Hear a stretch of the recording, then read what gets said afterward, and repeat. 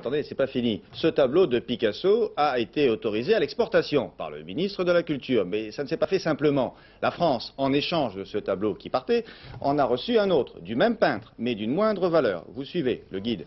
Alors le lot de consolation s'appelle la Célestine. C'est un tableau rare, car Picasso l'aimait beaucoup. Il le cachait, il n'avait pas envie de le vendre. Georges Bécou. Jacques Lang peut sourire. En recevant en cadeau la Célestine, l'État français a fait une excellente affaire.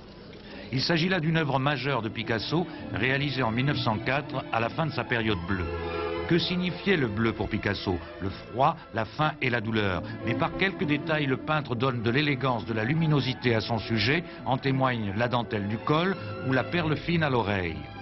Plus curieux, Picasso fait naître la vie dans ce visage blafard en rehaussant les joues d'un rose qui va devenir sa couleur de prédilection. Ce terrible et énigmatique personnage va jalonner son œuvre jusqu'au dernier jour. On le retrouve dans de nombreux dessins et gravures. Flaubert avouait être Madame Bovary, et si la Célestine, c'était Picasso?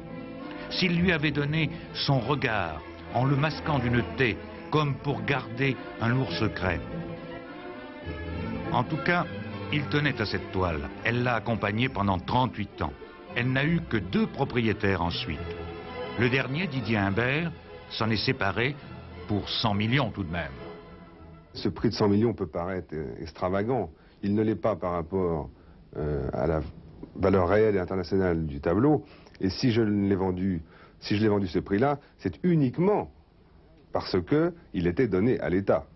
Je ne l'aurais pas vendu à un collectionneur étranger ou français à ce prix-là sans avoir cette compensation qui pour moi est quand même très importante.